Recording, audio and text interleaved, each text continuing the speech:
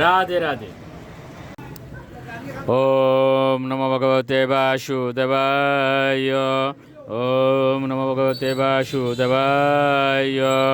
ওম নমো ভগবতে বাসুদেবায়। শ্রীমদ্ ভাগবত তৃতীয় স্কন্ধ স্থানম সৃষ্টি স্থিতি চতুর্বিংশতি অধ্যায়। কর্দমমুনির বৈরাগ্য। শ্লোক 41। মৈত্রেয় উবাচ এবং সমুদিতস্তেন কপিলেন প্রজাপতিঃ দক্ষিণীকৃত তম প্রীত বনমেব জগামহ। অনুবাদ।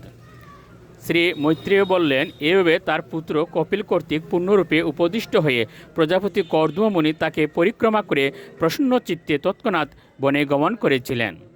শ্লোক 42। ব্রতম স আস্তি তু মৌনম আত্মৈকশরণুমুনিয় নিসঙ্গ বেচরৎ সৌনিম অনগ্নিরনিকেতন। অনুবাদ। সর্বদা পরমেশ্বর ভগবানকে স্মরণ করার জন্য এবং সর্বতোভাবে তার স্মরণ গ্রহণ করার জন্য কর্দমমুনি মৌনব্রত অবলম্বন করেছিলেন। নিঃসঙ্গ হয়ে একজন সন্ন্যাসীরূপে তিনি পৃথিবীর সর্বত্র বিচরণ করতে লাগলেন। অগ্নি এবং আশ্রয়ের সঙ্গে তার কোনো সম্পর্ক ছিল না। শ্লোক 43।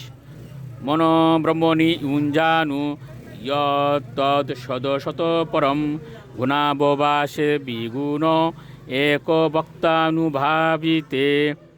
অনুবাদ। তিনি তার মনকে কার্যকারণের অতীত, প্রকৃতির তিনটি গুণের প্রকাশক, গুণাতীত এবং ঐকান্তিক ভক্তি দ্বারা অনুভূত পরমেশ্বর ভগবান পরব্রহ্মে স্থির করেছিলেন। শ্লোক 44।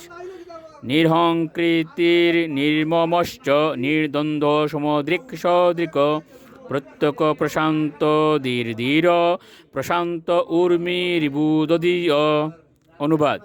এভাবে তিনি ক্রমশ অহংকার থেকে মুক্ত হয়েছিলেন এবং মমতাশূন্য হয়েছিলেন।